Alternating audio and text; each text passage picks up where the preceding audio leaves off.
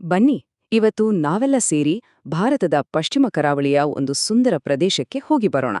ಅದರ ಮಣ್ಣಿನಲ್ಲಿ ಅಡಗಿರೋ ಸಾವಿರಾರು ವರ್ಷಗಳ ಕಥೆಯನ್ನ ಒಟ್ಟಿಗೆ ಹೊರತೆಗೆಯೋಣ. ಇದು ಉತ್ತರ ಕನ್ನಡದ ದಟ್ಟ ಕಾಡುಗಳು ಮತ್ತು ನೀಲಿ ಸಮುದ್ರದ ಹಿಂದೆ ಬಚ್ಚಿಟ್ಟಿರೋ ಮಹಾನ್ ಸಾಮ್ರಾಜ್ಯಗಳ ಒಂದು ವಿಸ್ಮಯಕಾರಿ ಚರಿತ್ರೆ. ಒಂದು ಕ್ಷಣ ಯೋಚನೆ ಮಾಡಿ. ಈ ಕಾಡುಗಳಿಗೆ ಮಾತಾಡೋ ಶಕ್ತಿ ಇದ್ದಿದ್ರೆ ಅವುಗಳು 1500 ವರ್ಷಗಳ ಮರೆತೆ ಹೋದ ಸಾಮ್ರಾಜ್ಯಗಳ ಕಥೆಯನ್ನ ಹೇಳ್ತಿದ್ವೇನೋ ಅಲ್ವಾ? ಬನ್ನಿ, ಇದೇ ಕುತೂಹಲದೊಂದಿಗೆ ನಮ್ಮ ಇವತ್ತಿನ ಪಯಣ ಶುರು ಮಾಡೋಣ.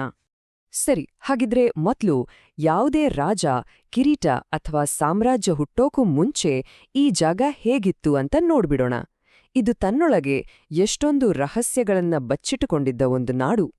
ಯೋಚನೆ ಮಾಡಿ, ಇಲ್ಲಿ ರಾಜರು ಬರೋಕ್ಕೂ ಎಷ್ಟೋ ಮುಂಚೆ ಕಿರೀಟ ಅನ್ನೋ ಪದನೇ ಇಲ್ದಿಯಿಂದಾಗ ಈ ಜಾಗ ದಟ್ಟ ಕಾಡುಗಳಿಂದ, ರಭಸವಾಗಿ ಹರಿಯೋ ನದಿಗಳಿಂದ, ಹಾಗೆ ಜಗತ್ತನ್ನೇ ಸಂಪರ್ಕಿಸ್ತಿದ್ದ ಹಳೇ ಕಾಲದ ಸಮುದ್ರ ಮಾರ್ಗಗಳಿಂದ ತುಂಬಿ ಹೋಗಿತ್ತು.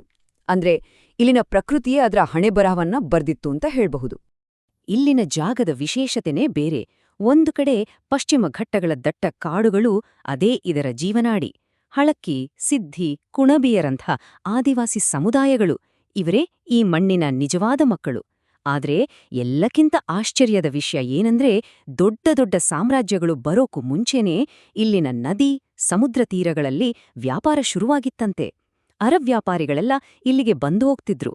ಅಂದ್ರೆ ನಮ್ಮ ನಾಡಿಗೆ ಜಗತ್ತಿನ ಜೊತೆಗಿನ ನಂಟು ನಿನ್ನೆ ಮೊನ್ನದಲ್ಲ, ಬಹಳ ಹಳೆಯದು. ಸರಿ, ಈಗ ಬರೋಣ ಅಸಲಿ ಕಥೆಗೆ. ಇದೇ ಮಣ್ಣಲ್ಲಿ ಹುಟ್ಟಿ, ಇದೇ ಮಣ್ಣಲ್ಲಿ ಬೆಳೆದು ಕನ್ನಡದ ಮೊದಲ ಸಾಮ್ರಾಜ್ಯಲಾಗಿ ನಿಂತ ಕದಂಬರ ರೋಚಕ ಕಥೆಗೆ. ಹೌದು, ನೀವು ಕೇಳ್ತಿರೋದು ಅಕ್ಷರಶಃ ಸತ್ಯ. ಒಂದು ಸಣ್ಣ ಅವಮಾನ ಒಂದು ದೊಡ್ಡ ಸಾಮ್ರಾಜ್ಯಕ್ಕೆ ಅಡಿಪಾಯ ಹಾಕಿತು.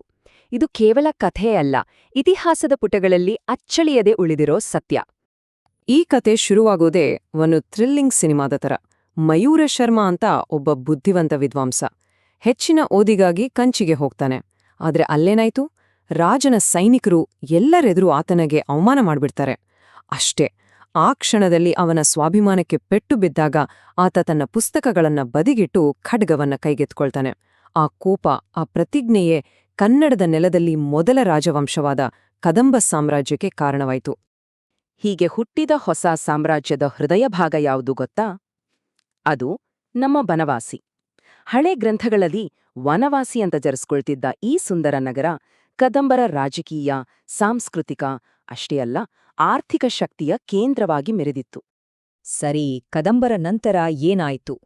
ಉತ್ತರ ಕರ್ನಾಟಕದ ಕರಾವಳಿ ತೀರ ಏನೂ ಸಾಮಾನ್ಯ ಜಾಗವಾಗಿ ಉಳಿಲಿಲ್ಲ. ಅದು ದಕ್ಷಿಣ ಭಾರತದ ದೊಡ್ಡ ದೊಡ್ಡ ಸಾಮ್ರಾಜ್ಯಗಳಿಗೆ ಬೇಕೇ ಬೇಕಾಗಿದ್ದ ಒಂದು ಪವರ್ ಸೆಂಟರ್ ಆಗಿ ಬದಲಾಯಿತು.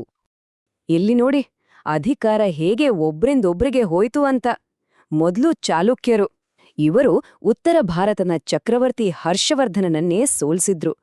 ಆಗ ಈ ಕರಾವಳಿ ಅವರಿಗೊಂದು ಸ್ಟ್ರಾಟಜಿಕ್ ಡಿಫೆನ್ಸ್ ಝೋನ್, ಅಂದ್ರೆ ಒಂದು ಪ್ರಮುಖ ರಕ್ಷಣಾ ವಲಯ ಆಯ್ತು. ಆಮೇಲೆ ಬಂದ್ರು ರಾಷ್ಟ್ರಕೂಟರು. ಇವರ ಕಾಲದಲ್ಲಂತೂ ಈ ಜಾಗದ ಖ್ಯಾತಿ ಇಡೀ ಜಗತ್ತಿಗೆ ಹರಡಿತು.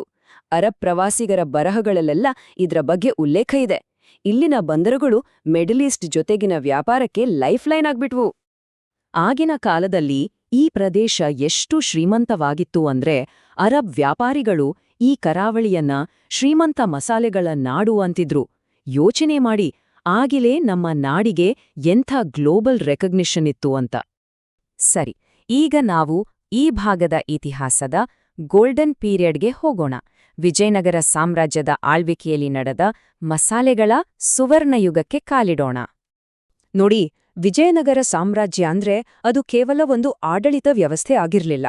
ಅದು ಇಡೀ ದಕ್ಷಿಣ ಭಾರತದ ಸಂಸ್ಕೃತಿಯನ್ನೇ ಕಾಪಾಡಿದ ಒಂದು ರಕ್ಷಾಕವಚ. ಅಷ್ಟೇ ಅಲ್ಲ, ಆ ಕಾಲದಲ್ಲಿ ಇಡೀ ಜಗತ್ತಿನಲ್ಲೇ ಅತ್ಯಂತ ಶ್ರೀಮಂತ ಸಾಮ್ರಾಜ್ಯಗಳಲ್ಲಿ ಒಂದಾಗಿತ್ತು ಅದು. ಒಂದು ಕ್ಷಣ ಆ ದೃಶ್ಯವನ್ನ ಕಣ್ಮುಂದೆ ತಂದುಕೊಳ್ಳಿ. ಹೊನ್ನಾವರ, ಭಟ್ಕಳದಂಥ ಬಂದರುಗಳಿಂದ ಕಾಳುಮಣಸು, ಏಲಕ್ಕಿಯಿಂದ ತುಂಬಿದ ದೊಡ್ಡ ದೊಡ್ಡ ಹಡಗುಗಳು ಹೊರಟು ದೂರದ ದೇಶಗಳಿಗೆ ಹೋಗ್ತಿವೆ. ಎಂಥ ವೈಭವ ಅಲ್ವಾ? ಅಷ್ಟೊಂದು ಸಂಪತ್ತು ಬರ್ತಿದ್ದಾದ್ರೂ ಎಲ್ಲಿಂದ? ಮುಖ್ಯವಾಗಿ ಕರಿಮೆಣಸು, ಅಂದ್ರೆ ಬ್ಲ್ಯಾಕ್ ಪೆಪ್ಪರ್. ಅದ್ರ ಜೊತೆಗೆ ದಂತ, ಚಿನ್ನ, ವಜ್ರಗಳು ಮತ್ತು ಪಶ್ಚಿಮ ಘಟ್ಟದ ಬೆಲೆಬಾಳುವ ತೇಗದ ಮರಗಳು. ಇವೆಲ್ಲವೂ ವಿಜಯನಗರದ ಖಜಾನೆಯನ್ನ ತುಂಬ್ತಿದ್ವು. ಹಾಗೆ ಈ ಕರಾವಳಿಯನ್ನ ವರ್ಲ್ಡ್ ಟ್ರೇಡ್ ಮ್ಯಾಪ್ನಲ್ಲಿ ಒಂದು ಪ್ರಮುಖ ಸ್ಥಾನದಲ್ಲಿ ಕೂರ್ಸಿದ್ವು. ಆದ್ರೆ ಪ್ರತಿಯೊಂದು ಏಳಿಗೆಗೂ ಒಂದು ಇಳಿಕೆ ಇರುತ್ತಲ್ವಾ? ವಿಜಯನಗರದ ಪತನದ ನಂತರ ಸ್ಥಳೀಯ ರಾಜರು ದುರ್ಬಲರಾದರು. ಇದೇ ಸಮಯ ನೋಡಿ ಯುರೋಪಿನಿಂದ ಬಂದ ಹೊಸ ಶಕ್ತಿಗಳು ಈ ಕರಾವಳಿಯ ಮೇಲೆ ತಮ್ಮ ಧ್ವಜಗಳನ್ನ ಹಾರಿಸಿದ್ವು. ಇದು ಇತಿಹಾಸದ ಒಂದು ದೊಡ್ಡ ಟರ್ನಿಂಗ್ ಪಾಯಿಂಟ್. ಇಲ್ಲಿ ಎರಡು ಬೇರೆ ಬೇರೆ ಪ್ರಪಂಚಗಳ ನಡುವಿನ ಒಂದು ಸಂಘರ್ಷವನ್ನೇ ನಾವು ನೋಡಬಹುದು. ಒಂದು ಕಡೆ ಕೆಳದಿ ನಾಯಕರಂತ ನಮ್ಮ ಸ್ಥಳೀಯ ರಾಜರು. ಅವರ ಗುರಿ ನಮ್ಮ ಸಂಸ್ಕೃತಿ, ನಮ್ಮ ಸ್ವಾತಂತ್ರ್ಯವನ್ನ ಉಳಿಸ್ಕೊಳ್ಳೋದು. ಇನ್ನೊಂದು ಕಡೆ ವ್ಯಾಪಾರ ಅಂತ ಬಂದ ಪೋರ್ಚುಗೀಸರು.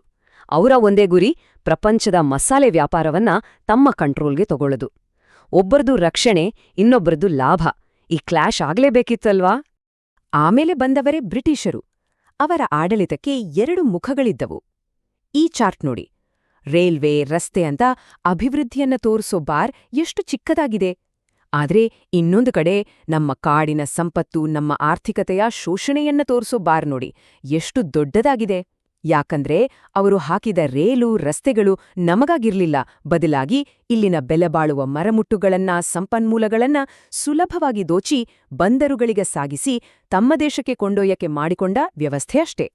ಸರಿ, ಹಾಗಿದ್ರೆ ಈ 1500 ವರ್ಷಗಳ ಮಹಾಕಾವ್ಯದಂತಹ ಇತಿಹಾಸವನ್ನ ಒಟ್ಟಿಗೆ ಸೇರಿಸಿ ನೋಡಿದಾಗ ನಮ್ಗೆ ಏನ್ ಕಾಣ್ಸತ್ತೆ?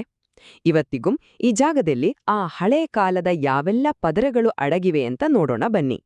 ನೋಡಿ, 4ನೇ ಶತಮಾನದಲ್ಲಿ ಕದಂಬರಿಂದ ಶುರುವಾಗಿ ಆಮೇಲೆ ಚಾಲುಕ್ಯರು, ರಾಷ್ಟ್ರಕೂಟರು, ವೈಭವದ ವಿಜಯನಗರ ಸಾಮ್ರಾಜ್ಯ, ನಂತರ ಕೆಳದು ನಾಯಕರು ಮತ್ತು ಪೋರ್ಚುಗೀಸರು, ಕೊನೆಗೆ ಬ್ರಿಟಿಷರು. ಅಬ್ಬಾ, ಒಂದ್ರ ಮೇಲೊಂದು ಸಾಮ್ರಾಜ್ಯಗಳು ಈ ನೆಲವನ್ನ ಆಳಿಹೋಗಿವೆ. ಪ್ರತಿಯೊಂದೂ ತನ್ನದೇ ಆದ ಒಂದು ಗುರುತನ್ನ ಇಲ್ಲಿ ಬಿಟ್ಟು ಹೋಗಿದೆ. ಈ ಇತಿಹಾಸ ಕೇವಲ ಹಳೆ ಪುಸ್ತಕಗಳಲ್ಲಿ ಸತ್ತು ಹೋಗಿಲ್ಲ, ಅದು ಇವತ್ತಿಗೂ ಜೀವಂತವಾಗಿದೆ. ಎಲ್ಲಿ ಅಂತೀರಾ? ಆಫ್ರಿಕನ್ ಮೂಲದ ಸಿದ್ದಿ ಸಮುದಾಯದ ವಿಶಿಷ್ಟ ಸಂಸ್ಕೃತಿಯಲ್ಲಿ ಜೀವಂತವಾಗಿದೆ. ಬ್ರಿಟಿಷರಿಗಿಂತ ಎಷ್ಟೋ ಹಳೆಯದಾದ ನಮ್ಮ ಗ್ಲೋಬಲ್ ಟ್ರೇಡ್ನ ನೆನಪುಗಳಲ್ಲಿ ಜೀವಂತವಾಗಿದೆ. ಅಷ್ಟೇ ಯಾಕೆ, ಇವತ್ತಿಗೂ ದಟ್ಟ ಕಾಡಿನೊಳಗೆ ಯಾರಿಗೂ ಗೊತ್ತಿಲ್ಲದ ಹಾಗೆ ಅಡಗಿರುವ ಸಾವಿರಾರು ಪ್ರಾಚೀನ ದೇವಾಲಯಗಳಲ್ಲಿ ಆ ಗತಕಾಲದ ಆತ್ಮ ಇನ್ನೂ ಉಸಿರಾಡ್ತಿದೆ. ಕೊನೆಗೆ ಹೇಳೋದಾದ್ರೆ, ಈ ಸಾವಿರಾರು ವರ್ಷಗಳ ಏಳು ಬೀಳುಗಳಿಗೆ, ಯುದ್ಧಗಳಿಗೆ, ವ್ಯಾಪಾರಕ್ಕೆ, ಸಂಸ್ಕೃತಿಗಳ ಬದಲಾವಣೆಗೆ, ಎಲ್ಲದಕ್ಕೂ ಈ ಮಣ್ಣು, ಈ ಕಾಡು, ಈ ಸಮುದ್ರವೇ ಅಂತಿಮ ಸಾಕ್ಷಿ. ನಿಜ, ಈ ಕಾಡುಗಳಲ್ಲಿ ಮರೆತು ಹೋಗಿರುವ ಇತಿಹಾಸ ಮಲಗಿದೆ. ಉತ್ತರ ಕನ್ನಡದ ಮಣ್ಣಿನ ಪ್ರತಿಯೊಂದು ಕಣವೂ ಸಾವಿರಾರು ವರ್ಷಗಳ ಸಾಮ್ರಾಜ್ಯಗಳ ಕಥೆಯನ್ನ ಹೇಳ್ತಿದೆ. ಹಾಗಾಗಿ ಮುಂದಿನ ಸಲ ನೀವು ಈ ಕರಾವಳಿಗೆ ಹೋದಾಗ ಕೇವಲ ಅದರ ಹೊರಗಿನ ಸೌಂದರ್ಯವನ್ನಷ್ಟೇ ನೋಡ್ಬೇಡಿ, ಅದರೊಳಗೆ ಅಡಗಿರುವ ಈ ಆಳವಾದ ಶ್ರೀಮಂತ ಇತಿಹಾಸವನ್ನ ಅನುಭವಿಸೋಕೆ ಪ್ರಯತ್ನ ಮಾಡಿ.